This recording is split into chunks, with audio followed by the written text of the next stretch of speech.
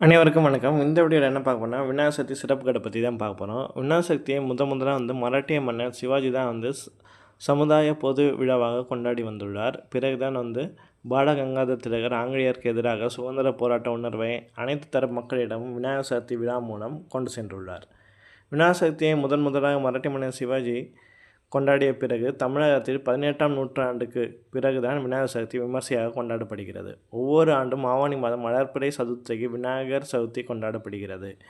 விநாயகர் கஜமுகன் என்ற அசுரனை சம்ஹாரம் செய்த நாளாக விநாயகர் சதுர்த்தி கொண்டாடப்படுவதாக விநாயகர் புராணம் கூறுகிறது.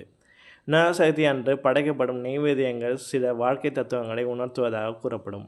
மோதகம் படைக்க காரணம் மோதும் அகங்கள் இல்லாமை, அதாவது குடும்பத்தில் சண்டை சச்சரவு இல்லாமல் ஒற்றுமையாக நிலைநாட்டுவதற்காகவும், விளாம்பழத்தின் கடினமான ஓட்டை கிடைக்கும் இனிப்பான கனி இருப்பது போல் கடினமான உழைப்பால் தான் இனிப்பான வாழ்க்கை கிடைக்கும் என்பதை விளாம்பழம் உணர்த்துவதாக கூறப்படுகிறது.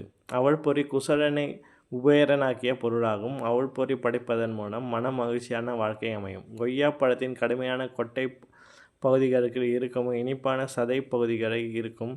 இதுபோல்தான் வாழ்க்கையில் இன்பமும் துன்பமும் நிறைந்திருக்கும். இதை உணர்த்தும் இரண்டும் ஒரு சமநிலையை பார்ப்பதுமையின் இறைவன் எளிதில் அடையாளம் என்ற தத்துவத்தை உணர்த்துகிறது. கொழுக்கட்டை படைப்பதற்கு ஒரு புராண கதை கூறப்படுகிறது. முன்பொரு காலத்தில் ஞானபடி என்ற அரசன் நல்ல முறையில் நாட்டை ஆட்சி செய்து வந்துள்ளார்.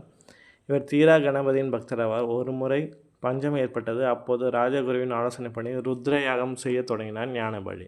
அப்போது அந்த வழியில் சென்ற மேனகையின் மீது ஞானபலியின் கண்கள் சென்றது. அவள் மீது உள்ள ஆசையால் யாகத்தை பாதியிலே நிறுத்தி அவள் பின்னால் சென்றாள். ஆனால் மேனகையும் மறைந்துவிட்டார். மீண்டும் யாகத்தை தொடர வந்த ஞானபலிக்கு ராஜகுரு எச்சரித்தார்.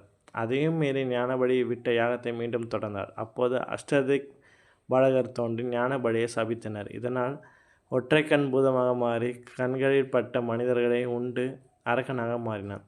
தன் பக்தன் ஞானபலியை காப்பதற்காகவும் பூலோகத்தின் நன்மையை செய்வதற்காகவும் கணபதி அங்கு வந்தார். தன்னை ரட்சித்து ஏற்றுக்கொள்ளுமாறு ஞானபலி வேண்டினான். உடனே கணபதி விஸ்வரூப வடிவம் எடுத்து ஞானபலியை தன் கைகளால் கொழுக்கட்டையாக பிடித்து விழுங்கிவிட்டார். அன்றிலிருந்து விநாயகருக்கு படைக்கப்படும் கொழுக்கட்டை ஞானபலியை போய் சேர்கிறது என்று புராண கதைகள் கூறுகிறது. ஞானபலியின் நினைவாக தான் கொழுக்கட்டை படைக்கப்படுகிறது.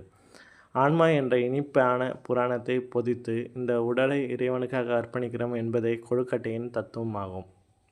மேலும் ஒவ்வொரு சதுர்த்தியிலும் 8 கொழுக்கட்டைகள் தானம் செய்து வந்தால் வறுமை ஒழியும் என்று நம்பப்படுகிறது. ஆண்டுதோறும் விநாயகர் சதுர்த்தி அன்று விரதம் இருந்து வழிபடுவதன் மூலம் காரிய சித்தி மற்றும் செல்வ செழிப்பான வாழ்க்கை அமையும் என்றும் கூறப்படுகிறது.